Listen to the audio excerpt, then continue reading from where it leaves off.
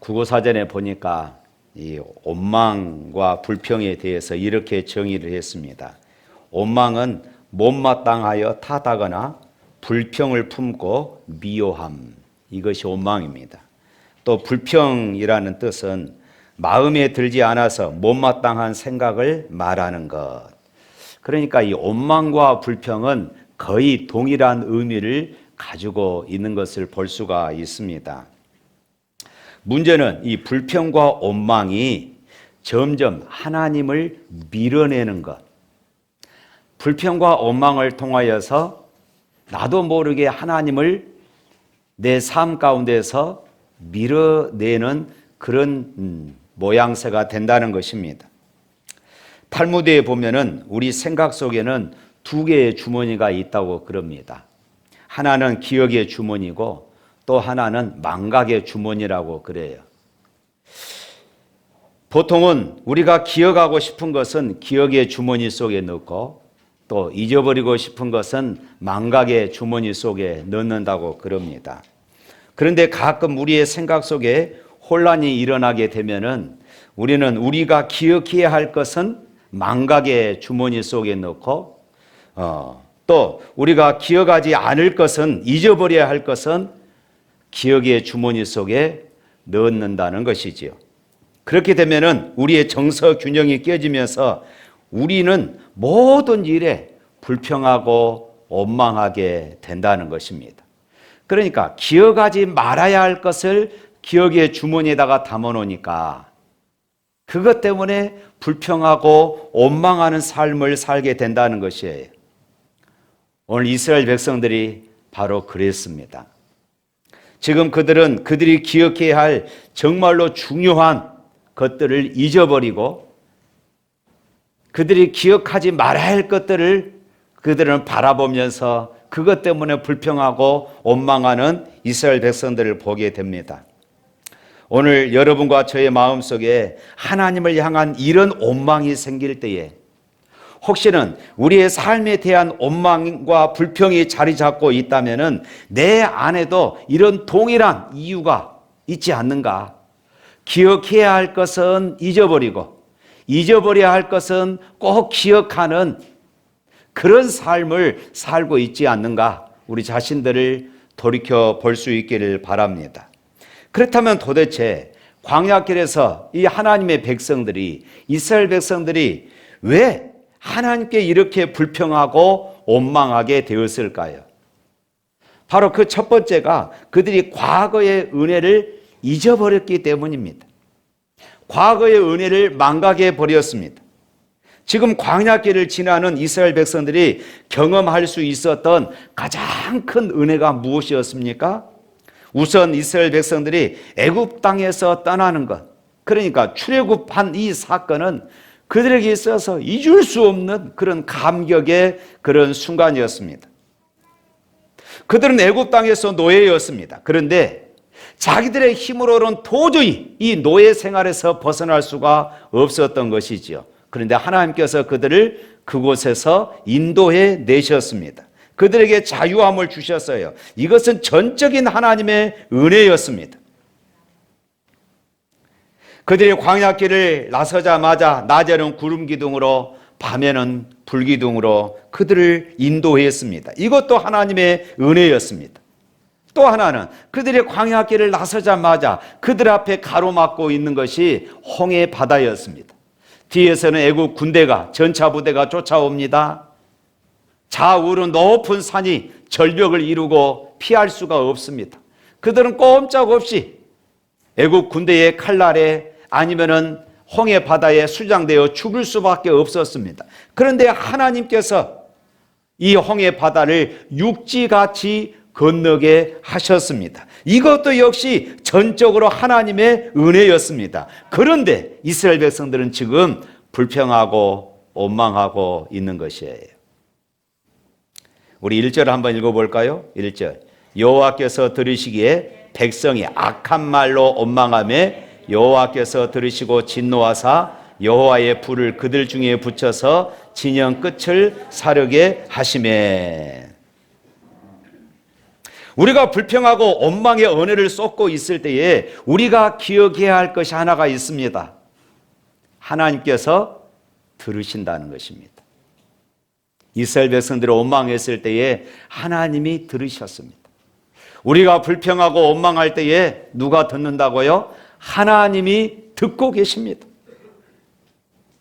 그리고 이것을, 이 일은 매우 심각한 악, 여기 말씀 보니까 악한 말로 원망하며, 그것을 이 원망이라는 말을 악한 말이라고 하나님은 간주하시고 그것을 진노하셨어요. 그렇다면 그들이 왜 그랬을까요? 벌써 그들은 그들의 삶에 하나님께서 내려주셨던, 아까 말씀드렸던 그 은혜들을 잊어버린 것입니다. 하나님의 은혜를 잊어버렸어요. 그리고 마음속에 현실에 대한 불평, 현실에 대한 원망이 가득 차기 시작했습니다. 그렇습니다. 은혜를 잊어버리면요, 불평이 생깁니다. 은혜를 잊어버리면은 원망이 생기기 마련입니다. 그래서 시편 103편 2절 말씀에 이렇게 기록하고 있어요. 다 같이 한번 화면 띄워주세요. 자, 제가 읽겠습니다. 내 영혼아 여호와를 송축하며 그 모든 은택을 잊지 말지어다. 모든 은혜를 잊지 말라, 이렇게 외치고 있어요. 부부 안에도 사랑이 식으면 냉랭해지지요. 처음 신혼부부의 특징은 어떻습니까? 무조건 다 좋습니다. 무조건 다 좋아요. 보기만 해도 행복하고, 이로 보나 아래로 보나 모든 것이 다 행복입니다. 아침에 눈에 눈곱이 더럭더럭 띄어 있어도 행복입니다. 머리가 헝클어져 있어도 행복이에요. 이것이 신혼입니다. 원망이 있다면 너무 이쁜 것이 원망이에요. 너무 이뻐서 원망입니다. 그러나 시간이 지나가면 어떻습니까? 그 신혼의 사랑이 식어지기 시작합니다. 전에는 눈곱이 있어도 이뻤는데, 머리가 헝클어져도 이뻤었는데, 이제는 그런 것들이 짜증나기 시작하는 것이죠. 원망이 싹이 틉니다. 이래서 저래서 불평하고 원망하기 시작하는 것입니다. 신앙도 그래요. 은혜를 잊어버리면은 싸늘해집니다. 우리가 처음 예수 믿고 구원받았을 때에 무슨 큰 돈을 벌지 않았고 평상시 일상생활도 똑같습니다. 그런데 예배만 참석해도 은혜가 됐습니다. 말씀만 들어도 은혜가 됐어요. 예배당 딱 문을 열고 들어서서 예배당 안에 공기만 들여 마셔도 그냥 은혜가 되었습니다. 나 같은 사람이 하나님의 자녀가 되고 구원의 축복을 받았다는 것이 너무나도 놀라운 것입니다. 어떤 분은 그럽니다. 목사님, 매일 주일이 됐으면 좋겠습니다. 이렇게 말하신 분도 제가 들었습니다. 교회 오면은 교회 밥이 어찌 이렇게 맛있는지, 교회 커피가 어찌 그렇게 맛있는지, 교회 앞을 지날 일이 있으면은 잠깐 예배당에 들어와서 교회 한번 돌아보고 기도하고 갑니다. 누가 말하지 않아도 교회 주변에 쓰레기를 줍고 정리합니다. 그런데 은혜가 사라지면요, 이 모든 것들이 불평이 되어지기 시작합니다. 왜 교회는 청소 안 해서 교회 주변에 쓰레기가 많지? 왜 주방에서 반찬은 매주 그것이지? 늘 불평이 생기기 시작합니다. 커피 맛은 참, 교회 커피 맛은 별로야. 은혜가 사라지니까 비판적인 사람이 되고 불평거리를 찾고 원망거리를 찾게 되더라는 것입니다. 사랑하는 성도 여러분, 우리가 은혜를 망각하는 그 순간 찬양의 자리가 원망의 자리가 되고 불평의 자리가 되는 것이에요. 그러므로 하나님의 은혜를 결코 잊지 마시기를 바랍니다. 구원의 은혜를 잊지 마십시오. 하나님께서 저와 여러분을 예수 그리스도의 십자가의 희생으로 죄와 사망에서 건져주신 그 은혜만큼은 절대로 잊어서는 안 되는 것입니다. 그리고 내가 그분의 은혜 속에서 인생의 길을 새롭게 시작할 때에 지금까지 나의 발걸음 걸음마다 인도하셨던 그 은혜를 우리가 잊지 말아야 합니다. 내 삶의 홍해바다 위기 앞에 직면해서 부르짖었을 때에 하나님께서 나를 극적으로 구원해 주셨던 그 기도의 응답의 감격들 우리 안에 있지 않습니까? 예배 중에 말씀을 듣는 중에 은혜와 감동이 일어나고 치유와 회복의 은혜가 일어났던 그 순간들 우리 안에 간직하고 있지 않습니까? 우리가 이 은혜의 감격이 우리 안에서 간직하고 회복할 수만 있다면은 여러분들의 마음속에 불평의 자리, 원망의 자리는 사라질 수밖에 없음을 믿으시기를 축복합니다. 할렐루야. 아프리카 선교하면서 만났던 집사님과 권사님 부부가 있습니다. 핸드폰 한번 확인해 보십시오. 아주 오래전에 사업하면서 부도가 나가지고 완전히 인생 밑바닥을 걷는 그런 순간이 있었습니다. 그럼에도 불구하고 이 부부는 하나님 앞에 매달리고 하나님 앞에 엎드렸습니다. 하나님께서 은혜 주셔서 다시 재기할 수 있었고 다시 일어섰습니다. 그때부터 이분들이 생각하는 것은 하나님께서 주신 이 은혜 선교하면서 살아야 되겠다. 그래서 선교 통장을 하나 부부가 만들기 시작했어요. 그래서 수입의 일정 부분을 선교 통장으로 넣었습니다. 그리고 그 돈이 모아지면은 그것으로 자기 나름대로 해외 선교를 하는 것입니다. 목사님에게 말하지도 않고 교회에 말하지도 않고 해외 선교하며 사는 것이었어요. 그러다가 저를 만났습니다. 그리고 아프리카 선교를 하면서 이분이 말할 수 없는 그런 많은 일들을 하셨어요. 우리가 아프리카에 학교를 지었습니다마는 그 기초가 바로 이분 때문이었습니다. 그런데 이 부부가 이 권사님이 처음 저를 만났을 때에 하는 이야기가 이것이었습니다. 목사님, 저를 위해서 기도해 주십시오. 무엇입니까? 이분이 이렇게 이야기하는 거예요. 목사님, 저는 이 감동을 처음 이 은혜를 잊지 않기를 원합니다. 이 마음 변치 않도록 기도해 주십시오. 그러면서 처음 만났는데 눈에서 눈물이 글썽이는 것이었습니다. 제가 감동을 받았어요. 제 아내와 같이 있었는데 제가 감동을 받은 것이에요. 하나님께서 베풀어 주신 자기가 어려웠을 때에 힘들었을 때에 부도 났을 때에 하나님께서 다시 일어서게 하셨던 그 은혜를 잊지 않도록 혹시 그 은혜를 잊고 내가 다시 일어선 것에 대해서 교만하지 않을까? 불평하고 원망하는 삶을 살지 않을까? 걱정했던 것입니다. 목사님, 그 은혜를 잊지 않도록 이 마음을 잊지 않도록 기도해 주세요. 사랑하는 성도 여러분, 원망과 불평에서 자유함을 얻는 그런 삶을 살기를 원하십니까? 그렇다면 내 인생길에서 베풀어 주셨던 그분의 은혜를 잊지 마시기를 축복합니다. 그 은혜에 붙잡혀 내 인생 가운데 베풀어 주셨던, 과거 내 인생 가운데 베풀어 주셨던 그 은혜를 붙잡고 살아갈 수 있기를 주님의 이름으로 축복합니다.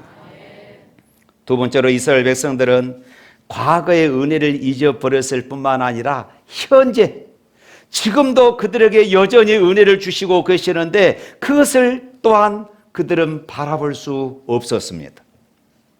지금 이스라엘 백성들이 불평하고 원망하고 있습니다. 물론 광야 생활이니까 어려움도 있었을 것입니다. 불편함도 있었을 것입니다. 나름대로 원망할 이유가 충분히 있었을 것입니다. 부족함도 있었을 것이에요. 그러나 정말로 그들에게 불편함과 부족함만 있었을까요? 정말로 그들에게 불평하고 원망할 그런 거리들만 있었을까요? 하나님께서 그들에게 베풀어 주셨던 복을 하나님이 거두어 가 버리셨을까요? 그래서 그들이 불평하고 원망할 수밖에 없었습니까? 아닙니다. 오늘 본문을 살펴보면은 아직도 지속되고 있었던 하나님의 복을 발견하게 됩니다. 아직도 그들에게 하나님의 복이 여전히 내리고 있었습니다. 우리 9절 말씀 한번 읽어볼까요? 밤에 이슬이 진영에 내릴 때에 만나도 함께 내렸더라.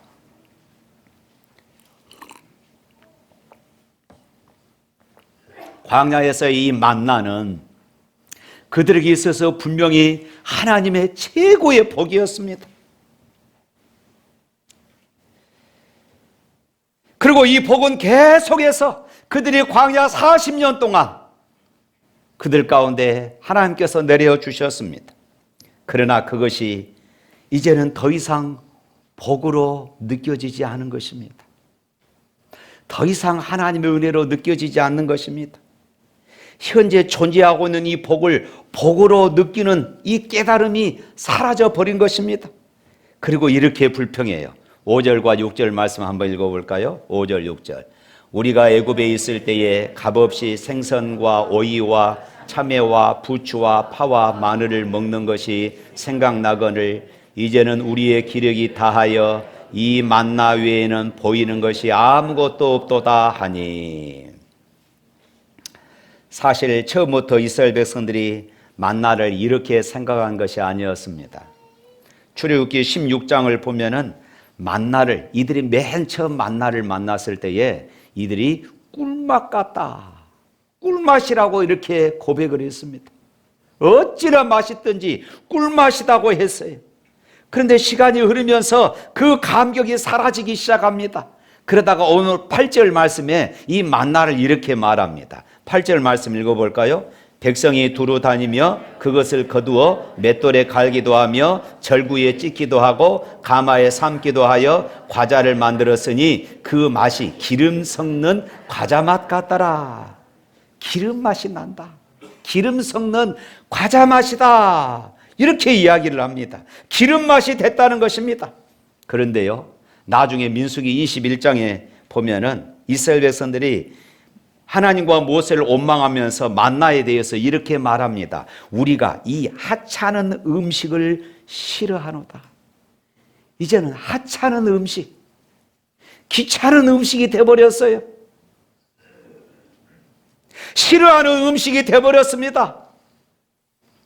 처음 이스라엘 백성들이 광야에서 만나를 만났을 때는, 이 만나를 선물로 받았을 때는 그것은 감격이었고 감사였습니다. 그러나 더 이상 이 만나는 감격의 대상이 되지 못하고 짜증나고 싫어하는 하찮은 음식이 되어버린 것입니다. 왜 그렇습니까? 만나가 사라져 버렸기 때문입니까? 아닙니다. 만나는 아직도 내리고 있었습니다. 그런데 이 만나를 하나님이 주신 복으로 여기지 않았던 것이에요. 만나를 복으로 느낄 수 있는 눈이 없어지고 만나를 복으로 느낄 수 있는 가슴이 사라져버린 것입니다. 여전히 그들은 낮에는 구름기둥, 밤에는 불기둥의 보호와 인도를 받고 있었고, 그들에게 만나와 메추라기를 먹고 반석에서는 솟아나는 생수를 마시고, 하나님이 그들의 발도 부르지 않게 하시고 옷도 헤어지지 않도록 하셨습니다. 그럼에도 그들이 지금 어떻게 하고 있습니까? 애굽에서 먹던 생선, 오이, 참외, 부추, 파, 마늘, 이런 것들을 타령하고 불평하고 있는 것입니다. 하나님을 원망하고 있어요. 여러분, 이 원망, 이스라엘 백성들의 이 불평과 원망 속에는 하나님께 대한 불신이 자리 잡고 있는 것입니다. 애굽에 대한 애착과 사람들의 어리석임이 적나라하게 드러나고 있습니다. 하나님께서 우리를 애굽 땅에서 인도하시더니 아이고 겨우 이 만나나 먹이게 하시는구나, 이것이었습니다. 사람들의 모든 불평 속에는 이처럼 하나님의 무능, 하나님의 불공평, 무관심에 대한 원망이 깔려 있는 것입니다. 불평이 나올 때 재빨리 사람들의 마음을 스치는 것은 이것입니다. 아이고 믿어도 소용이 없네, 교회 다녀도 소용이 없네, 더 나아가 현재의 나쁜 환경을 하나님 탓으로 돌리면서 원망하는 것이 우리들 속에 뿌리 깊게 자리 잡고 있는 바로 이 죄성입니다. 이스라엘 백성들이 그랬습니다. 하나님을 따라 나섰더니 힘들고 딱딱한 율법이나 주시고 밍밍한 만나나 황량한 광야밖에 없는 생활이라니 후회스럽다는 것입니다. 과거 하나님을 믿지 않던 애굽 생활이 더 풍성하고 더 낫다, 지금 이렇게 말하고 있습니다. 하지만 언제 그들이 지금 불평하는 것처럼 애굽에서 값없이 생선을 먹고 값없이 자면을 먹고 값없이 부추와 파와 마늘을 그렇게 먹었습니까? 어깨와 등에는 말할 수 없는 채찍을 맞으면서 피투성이가 되어지고 감신의 경멸의 눈초리를 받아가며 짐승처럼 벽돌을 만들고 공사장에서 땀이 비오듯이 그렇게 쏟아내면서 겨우 얻어낸 음식이었습니다. 노예 생활이 그러지 않습니까? 사랑하는 성도 여러분, 오늘 저와 여러분들도 하나님이 우리에게 주신 이 복에 대해서 너무 익숙해지다 보면은 그 복이 더 이상 하나님이 주신 복으로 여겨지지 않더라는 것입니다.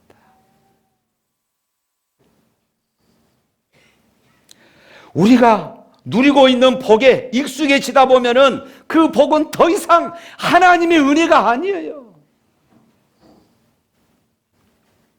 그렇게 되면은 과거의 축복이었던 것들은 우리는 더 이상 우리에게 축복으로 보이지 않는 것입니다.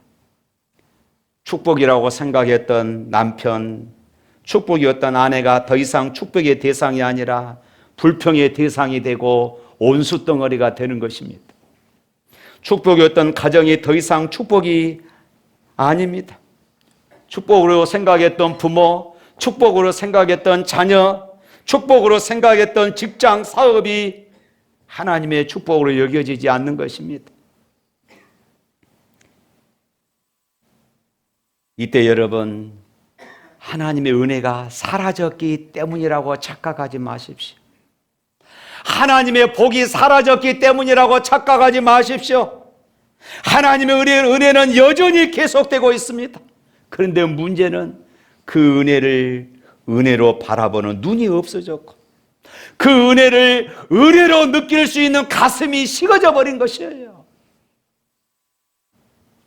어느 부부가 필요한 물건을 사기 위해서 차를 운전하고 백화점에 들어갔습니다. 백화점 지하 주차장에 들어가는데 긴 터널을 들어가는데 깜깜한 것입니다. 그래서 남편이 이렇게 불평했어요. 야, 이 백화점은 돈을 그렇게 많이 벌어서 어디다 쓰나? 불 좀 밝은 것 좀 두어서 차가 안전 운행할 수 있도록 해야지, 불평을 했습니다. 그랬더니 아내가 그 옆에서 바라보면서 당신 눈에 선글라스나 벗어 했다.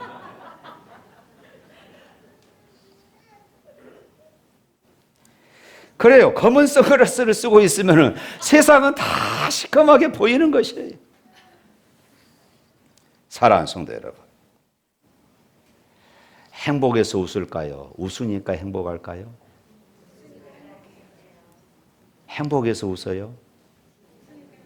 웃으면 행복해집니다. 왜 그럴까요? 생각이 행동을 지배하는 것이 아니라 행동이 생각을 지배하기 때문에 그렇습니다. 불평과 원망의 생각을 이제 바꾸십시오. 불평과 원망 이제 그만하십시오. 감사가 우리 인생을 바꿉니다. 할렐루야. 성냥팔이 소녀 미운 오리 새끼를 쓴 유명한 동화 작가 안델센, 여러분 아실 것입니다. 그는 본래 아주 가난한 아버지와 남의 집에 가서 빨래하는 어머니의 슬하에서 그렇게 자라났습니다. 거기다가 안델센의 아버지는 알코올 중독자여서 매일 밤 술에 만취해서 돌아오면은 가정에서 폭력을 행하고 자녀들을 때리고 아내를 때렸습니다. 너무 가난해서 이 안델센은 초등학교도 졸업하지를 못했습니다. 이런 최악의 환경 속에서 어떻게 이렇게 아름다운 동화가 쓰여질 수 있었을까요? 누군가 먼 훗날 그에게 이런 질문을 던졌습니다. 당신의 이런 견디기 어려운 환경 속에서 이렇게 아름다운 작품을 만들 수 있었던 까닭이 무엇입니까? 그때 안델센은 이렇게 대답했다고 그럽니다. 나는 나의 불편한 환경 속에서도 나에게 베풀어진 축복만을 생각하고 축복만을 붙들기로 했습니다. 비록 내 아버지가 무서운 때도 많았지만 아버지는 저에게 옛날 이야기를 들려주시기를 즐겨하셨습니다. 나는 내 아버지의 이야기를 듣는 것을 즐거워했고 나는 가난한 다락방에서 누워서 상상하기를 즐거워했습니다. 나는 나의 아버지가 여전히 좋으신 분이라고 나 자신을 설득했고 그리고 나의 가난한 집을 나의 축복이라고 나는 믿었습니다. 생각해 보면 그래서 나의 역경은 나의 축복이었습니다. 내가 가난했기에 성냥팔이 소녀를 쓸 수 있었고 내가 못생겼다고 놀림받았기에 미운 오리 새끼를 쓸 수가 있었던 것입니다. 자, 얼마나 놀랍습니까? 사랑하는 성도 여러분, 우리의 인생의 광야길에서 여전히 우리에게 베풀어 주시는 그 하나님의 은혜를 우리가 맛보고 그 하나님의 은혜를 기억할 수만 있다면 우리는 우리의 삶의 주변에 깔려있는 원망과 이 불평의 이야기들을 사랑의 이야기로, 감사의 이야기로, 축복의 이야기로 그렇게 간증해 나갈 수 있을 줄로 믿습니다. 그 축복을 다시 발견할 수 있는 은혜가 내 삶의 현장에서 여전히 나타나고 있는 그 하나님의 은혜를 느낄 수 있는 그 가슴이 다시 한번 저와 여러분들에게 회복될 수 있기를 축복합니다. 사랑하는 성도 여러분, 2023년을 시작하면서 우리 표어를 감사로 정했습니다. 매월 첫 주는 이 표어로 중심으로 해서 말씀을 드리려고 그럽니다. 여러분 1월 한 달 동안 어떻게 보내셨습니까?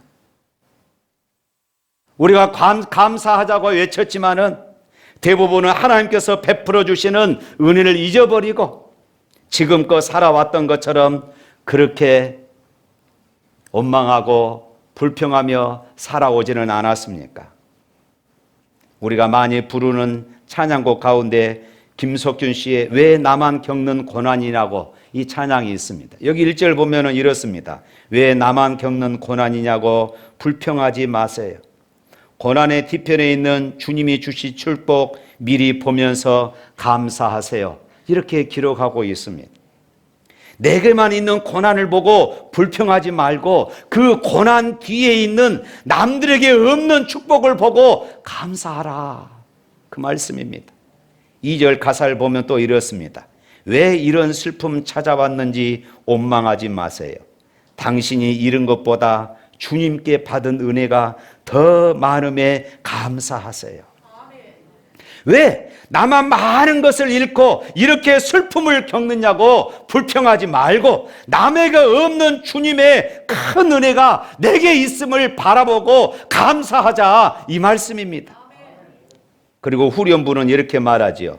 너무 견디기 힘든 지금 이 순간에도 주님은 일하고 계시잖아요.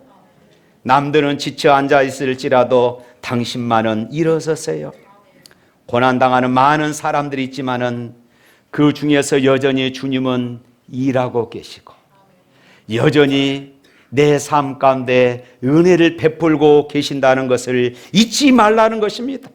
그래서 다른 사람들은 지쳐서 앉아 있을지라도 이 하나님의 은혜를 아는 사람들은 다시 일어서라는 것입니다.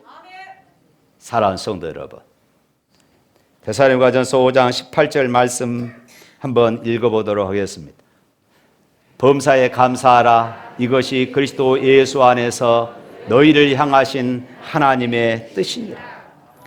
과거에 주신 주님의 은혜, 현재 내 인생의 광야 가운데 여전히 베풀고 계시는 그 하나님의 은혜, 그 주님이 저와 여러분의 주님이라면은 왜 원망합니까? 왜 불평합니까? 이제 불평과 원망을 멈출 수 있기를 축복합니다. 감사가 여러분의 인생을 바꿉니다. 할렐루야! 찬양합니다.